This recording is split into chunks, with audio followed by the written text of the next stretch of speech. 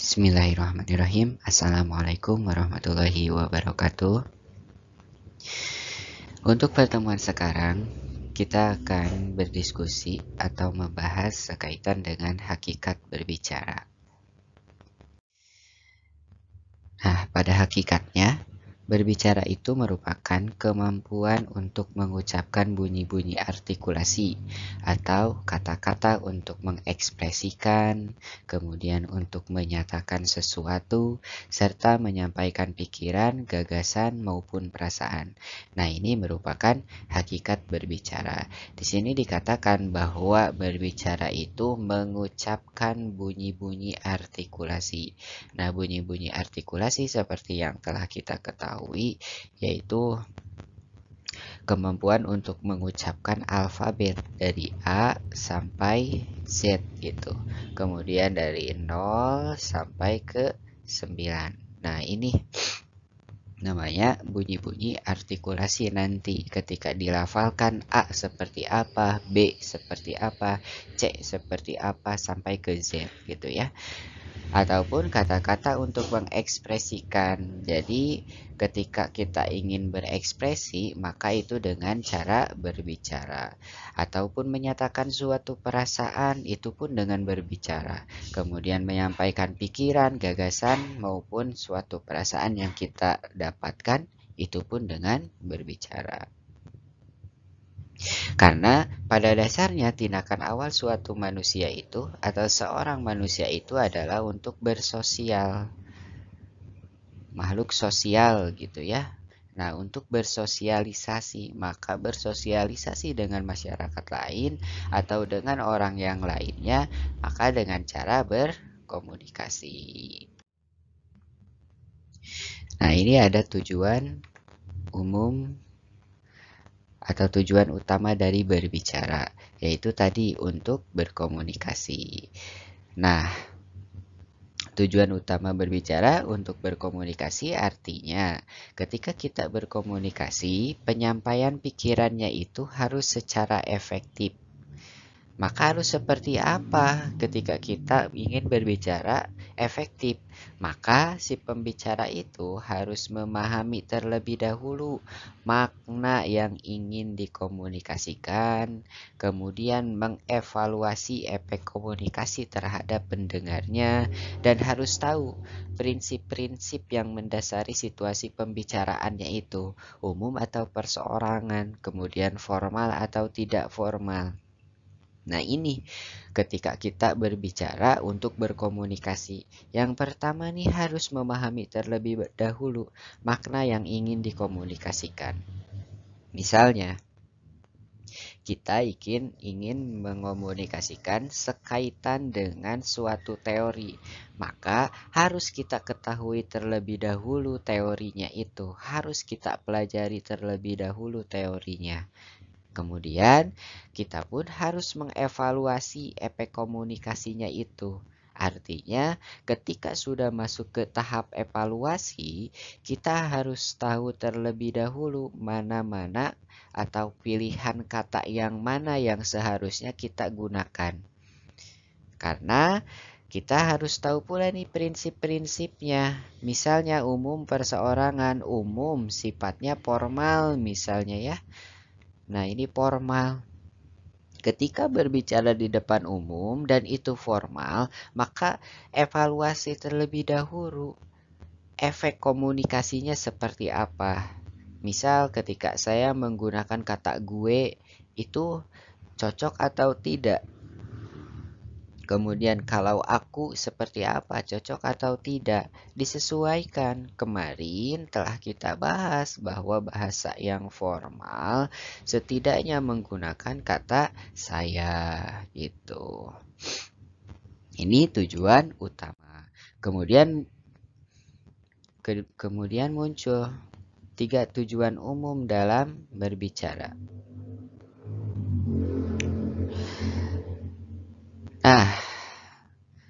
Berbicara sebagai social tool atau alat sosial mempunyai 3 tujuan umum. 3 tujuan umum.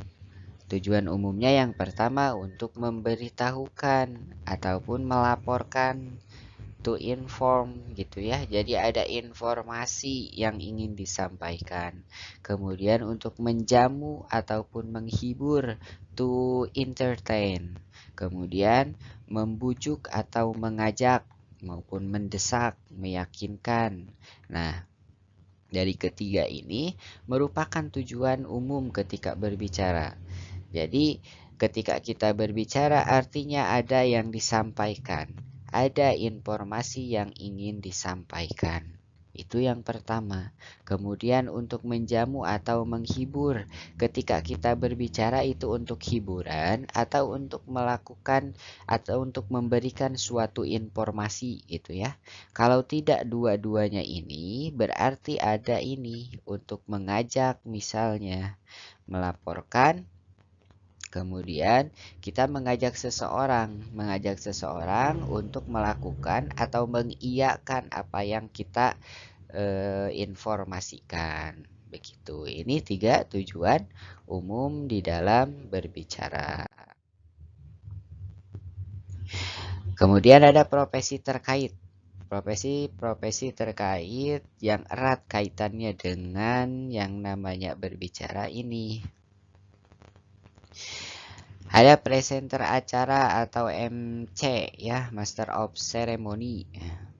Nah, presenter acara tentu saja harus mahir berbicara bahasa Indonesia atau bahasa-bahasa yang lainnya gitu. Jadi pelafalan bunyinya itu sudah sesuai A, B, C, tidak E, B, C misalnya atau A, B, C, tidak seperti itu. Tetapi A, B, C pelafalan bahasa Indonesia itu. Kemudian penyiar radio pun sama, harus mempunyai kemampuan di dalam berbicara. Karena tidak mungkin di presenter acara ketika berbicaranya gugup atau suka gemetaran, kan tidak gitu. Kemudian penyiar radio pun sama. Penyiar radio kalau gugup tidak mungkin bisa gitu menjadi penyiar radio karena seperti yang kita ketahui, presenter acara, penyiar radio itu berbicara kepada publik, menginformasikan sesuatu kepada publik. Kemudian pejabat publik sama. Pejabat publik ini siapa yang memilih? Otomatis publik kan gitu. Nah, nanti akan ada pertanggungjawaban atau pertanyaan-pertanyaan dari masyarakat gitu. Maka harus dapat berbicara dengan baik. Kemudian marketing sama ini untuk meyakinkan ya kalau marketing tadi di tujuan umumnya itu. Jadi seseorang datang kepada orang yang lain kemudian menawarkan suatu barang misalnya. Kemudian bagaimana caranya barang tersebut bisa menarik hati si pembeli atau si calon pembeli itu, maka terus dibujuk gitu. Terus dikatakanlah kelebihan-kelebihan dari suatu barang itu. Kemudian ada pengajar atau dosen, ini pun sama. Yang namanya pengajar atau dosen, guru gitu ya. Ini harus mahir berbicara. Karena tidak mungkin kalau tidak mahir berbicara. Kalau tadi contohnya gemetaran, kemudian terlalu banyak yang namanya gangguan berbahasanya. Contoh kata gitu. Nah, itu harus sedikit demi sedikit dihilangkan karena memang kata itu adalah gangguan di dalam berbahasa. Walaupun memang menghilangkan kata teh, atuh yang kemarin telah kita bahas itu agak sulit gitu. Tetapi tidak jadi masalah, kita tekan dengan sendirinya. Jadi nanti yang namanya kata gitu atuh tidak sering keluar, hanya sesekali saja untuk mengganggunya begitu. Kemudian praktisi-praktisi bidang pendidikan, politik, agama misalnya ya. Nah, ini pun sama, harus memiliki kecakapan di dalam berbicara karena nanti yang disampaikan itu adalah suatu teori, suatu kajian ketika melihat situasi pergolakan dari politik misalnya atau pendidikannya atau agama seperti apa misalnya ya di bidang-bidang praktisinya itu. Nah, nanti akan disampaikan. Sampaikannya bagaimana? Secara lisan gitu. Kalau tidak secara lisan ya berarti dengan tulisan. Kemudian entertain sama ini pun harus mempunyai kecakapan di dalam berbicara. Nah, berbicara di depan umum. Nah, berbicara di depan umum itu, misalnya ini, kegiatannya berpidato, kemudian seminar, radio dan televisi, kemudian ada event-event. Setelah event kan biasanya ada konferensi pers gitu. Kemudian ada rapatnya, kemudian baru ke presentasinya. Nah, ini kegiatan pidato adalah menyampaikan suatu informasi, disertai nanti akan ada ajakan-ajakan sekaitan dengan informasi yang hendak disampaikan di dalam pidatonya. Kemudian seminar pun sama, menyampaikan suatu informasi bahkan teori-teori yang sekarang yang akan dibahas gitu. Maka perlu kecakapan di dalam berbicara.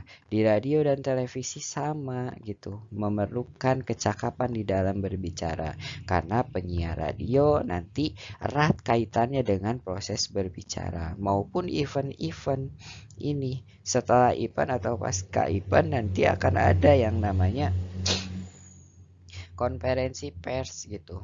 Nanti akan ada pertanyaan-pertanyaan yang dilayangkan sekaitan dengan kegiatan-kegiatan tersebut. Kemudian ada rapat saling bertukar pendapat sekaitan dengan kegiatan yang akan dilakukan biasanya gitu. Dimulai dari konsepan acaranya seperti apa, misalnya siapa saja yang diundang dan yang lainnya. Nah, itu tentu memerlukan kecakapan di dalam berbicara. Kemudian presentasi tentu memerlukan kecakapan di dalam berbicara gitu ya. Nah, hal-hal ini harus diperhatikan tadi. Ternyata hakikat berbicara itu harus menyampaikan suatu informasi dengan efektif. Tadi caranya harus bisa dulu mengevaluasi dulu dampak apa yang akan ditimbulkan ketika kita akan berpidato, seminar, kemudian siaran radio ataupun televisi, kemudian ini sampai ke presentasi. Dipilih gitu kata-katanya sehingga nanti makna yang ingin disampaikannya sampai, kemudian nilai rasa yang diterima oleh si pendengarnya pun tidak jadi masalah atau permasalahan gitu karena nilai rasanya sudah baik. Nah, berdasarkan sifat acara dari kegiatan berbicara itu, maka terbagi menjadi dua, yaitu formal dan non-formal. Kalau formal ini berarti acara-acara kenegaraan. Acara-acara kenegaraan itu sudah pasti formal karena telah kita bahas ada di pasal 32 gitu ya. Kemudian di sana dijelaskan bahwa acara-acara resmi kenegaraan itu menggunakan bahasa Indonesia. Bahasa Indonesia yang mana yang benar itu? Bahasa Indonesia yang baku. Kemudian rapat, kemudian ada seminar, ini menggunakan bahasanya formal gitu. Supaya nanti tidak adanya kesenjangan-kesenjangan atau yang namanya ini tidak ada yang namanya diskriminasi gitu. Jadi semua orang yang hadir di kegiatan rapat atau seminar itu sama perlakuannya. Mau dari Sunda, mau dari Jawa, mau dari Batak gitu, sama perlakuannya. Tidak ada kesenjangan sosial, maka menggunakan bahasa formal, bahasa Indonesia. Kemudian ada penggunaan bahasa non formal atau berbicaranya tidak formal gitu, yaitu ketika ada hiburan-hiburan saja kita sedang bermain kemana gitu, nah maka itu tidak formal. Kemudian bersama keluarga, bercengkrama dengan keluarga, berbicara dengan keluarga, tentu saja itu tidak formal gitu ya, karena tidak mungkin juga kita berbicaranya formal dengan keluarga. Nah, kemudian ini ada hal-hal yang harus dipersiapkan ketika hendak berbicara. Yang pertama, pastikan dalam acara apa Anda berbicara. Kemudian siapa saja yang hadir. Kemudian ada dress code-nya, sifat acaranya, lihat dulu formal ataukah non formal. Kemudian lokasi acara, sound systemnya pun perlu. Nah, ini persiapan-persiapan pribadi juga harus dipersiapkan. Di antaranya busana dan tata rias, kemudian alat bantu-bantunya, misalnya buku, alat tulis, pensil, dan yang lain-lainnya. Kemudian kesehatan fisik pun harus dipersiapkan. Kita bahas yang pertama. Dalam acara apa Anda berbicara itu? Misalnya ini acara perkuliahan gitu ya. Perkuliahan di kelas offline atau online seperti ini. Nah, maka siapa saja yang hadir? Yang hadir itu mahasiswa bersama dosen misalnya. Kemudian dress code-nya seperti apa? Karena di Poltek Pos biasanya ada seragamnya tuh. Sudah diatur seragamnya, maka gunakanlah seragam yang itu. Kemudian sifat acaranya tentu saja formal kan gitu. Lokasi acara ini harus dipersiapkan. Misalnya kalian ketika sudah kuliah offline nanti akan ada yang ngekos kan gitu. Nah, lokasi acara itu harus dipersiapkan dari kosan ataupun rumah kalian.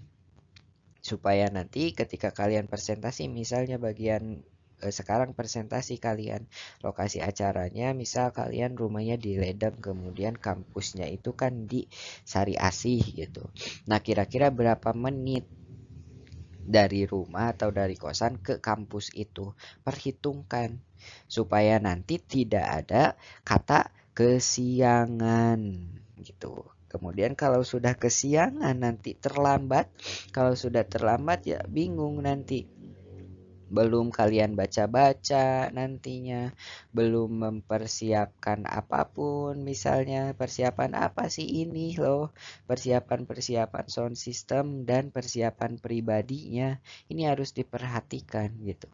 Karena nanti ketika berbicara di depan umum, kalian baru datang, kemudian acaranya sudah dimulai, nah itu akan menurunkan moral kalian, menurunkan rasa kepercayaan dirian kalian gitu.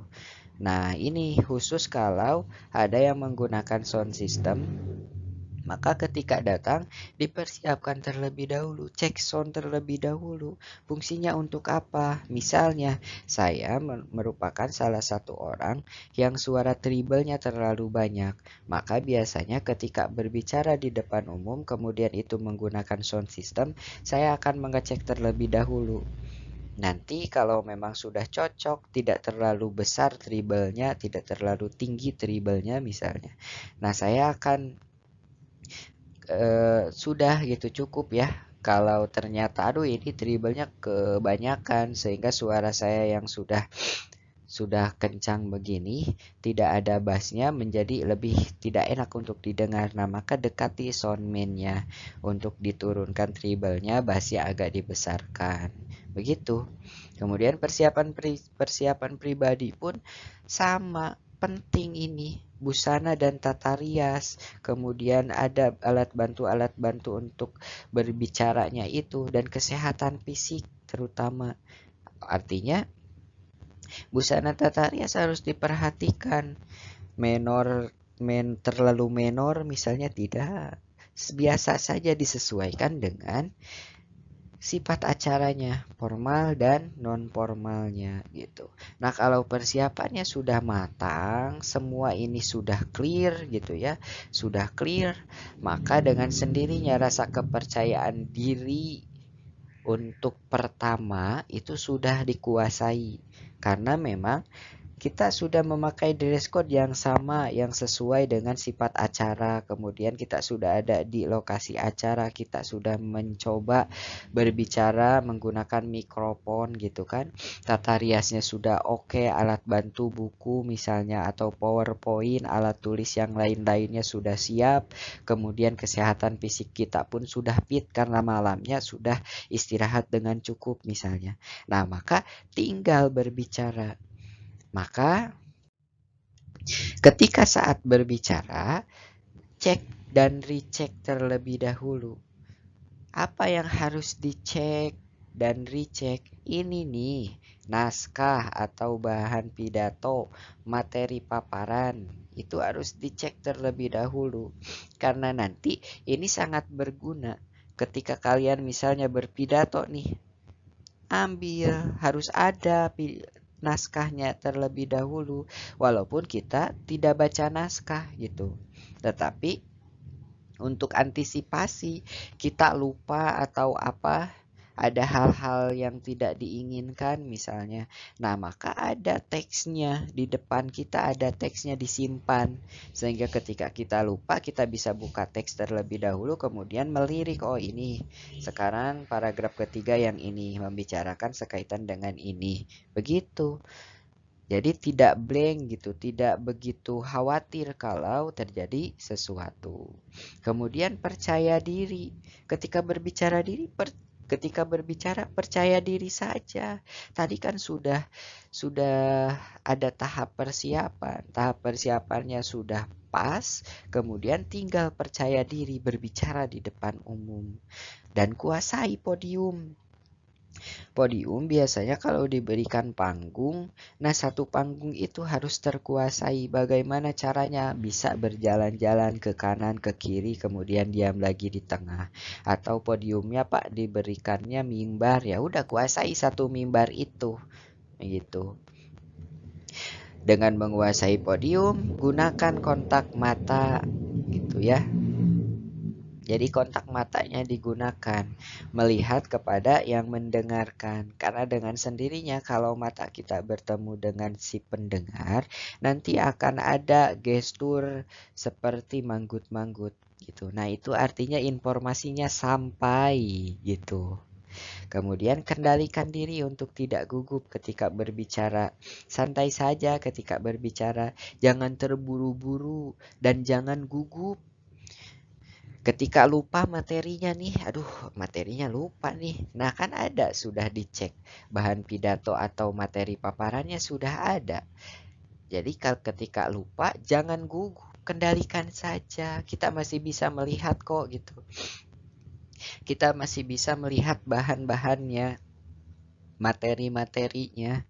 Jadi tinggal dibuka terlebih dahulu. Kemudian sikap tubuh atau gestur ini harus diperhatikan karena tidak mungkin sikap tubuhnya mencela-mencela gitu ya. Misalnya goyang-goyang kan tidak. Sikap tubuhnya disesuaikan.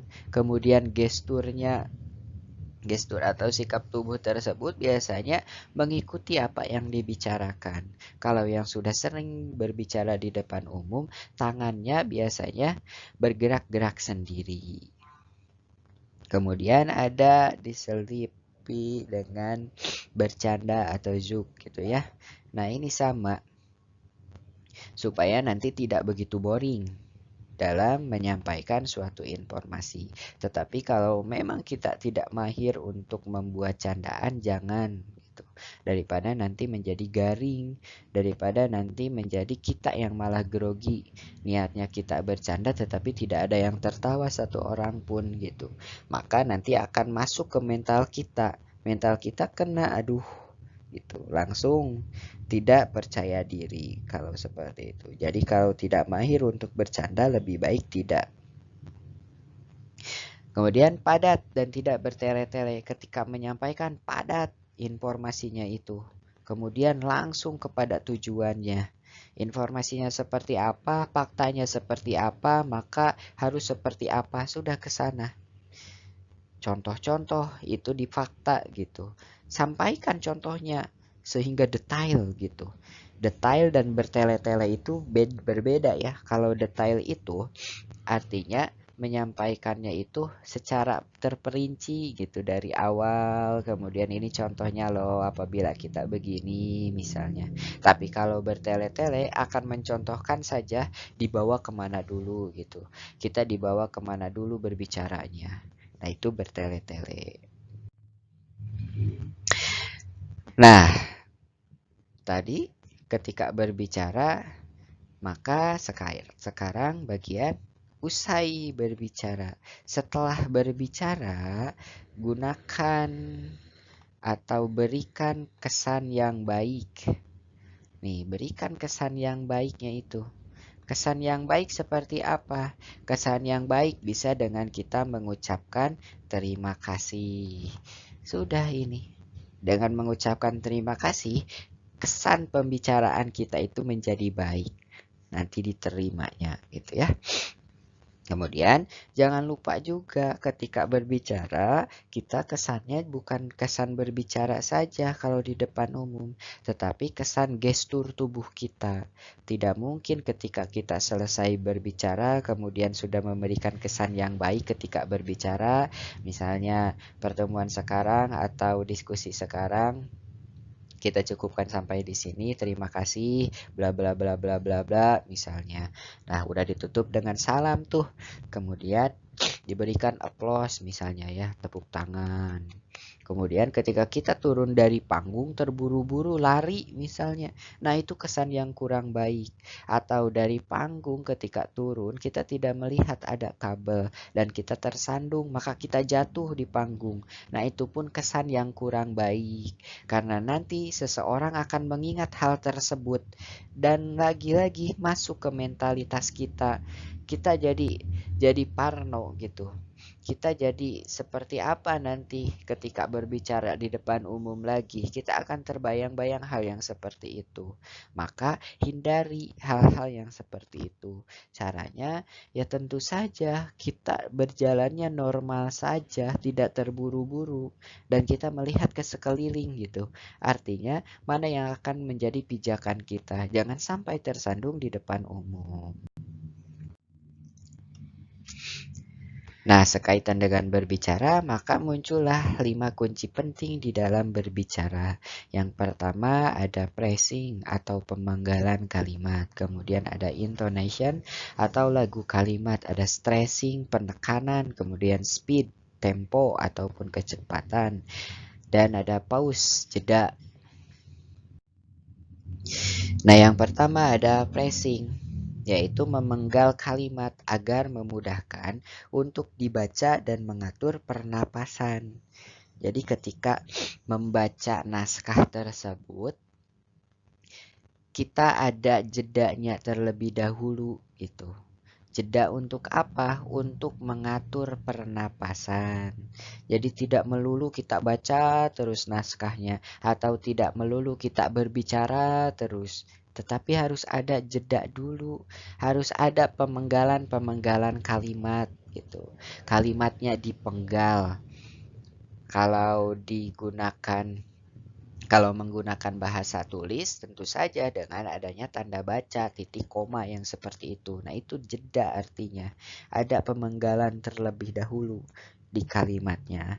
Sehingga ketika kita berbicara tidak begitu ngos-ngosan karena sudah diatur pernapasannya itu.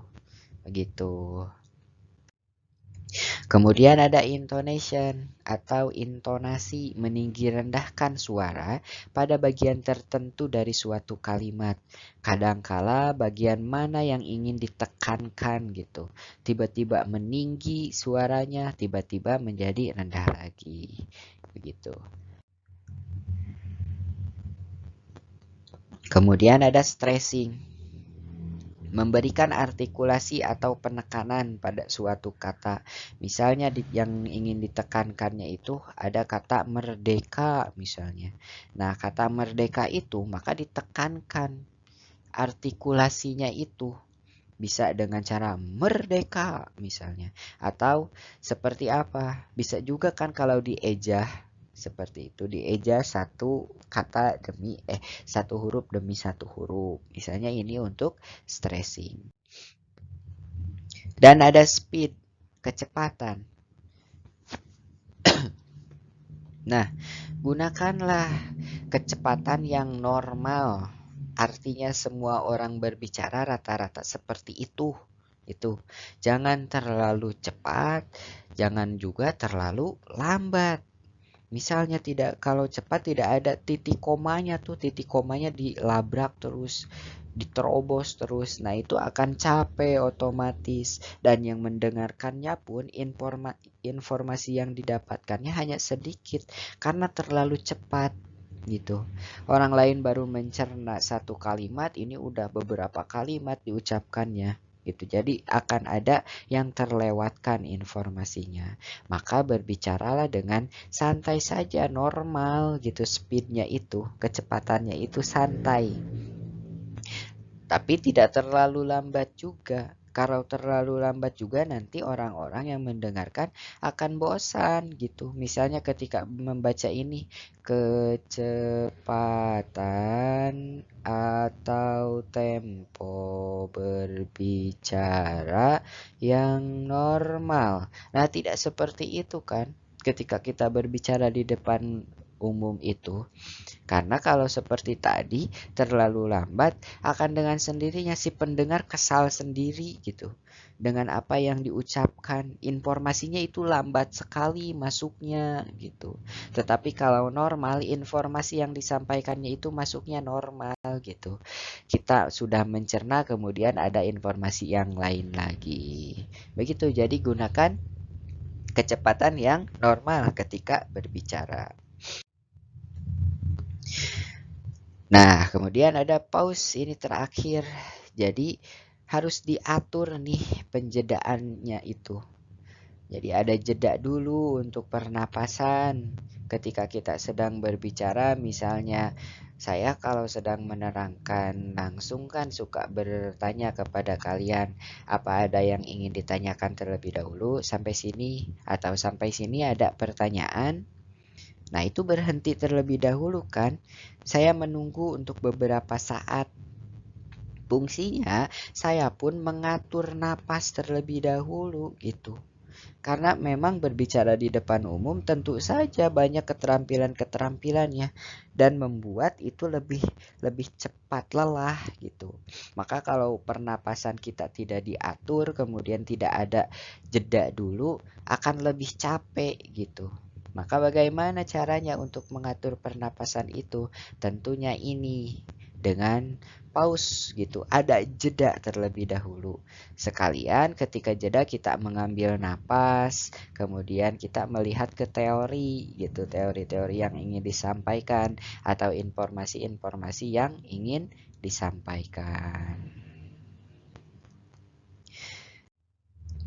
Nah, sudah sampai sini materinya. Terima kasih telah menyimak video perkuliahan untuk kali ini. Silakan jangan lupa untuk mengisi presensi ya di grup WA-nya gitu, karena nanti tetap kita presensi menggunakan yang namanya IT gitu, iteng ya, kalau kita disebutnya dengan iteng. Silakan untuk dipelajari materi-materinya, kemudian kalau ada yang ingin ditanyakan mari kita diskusikan kembali.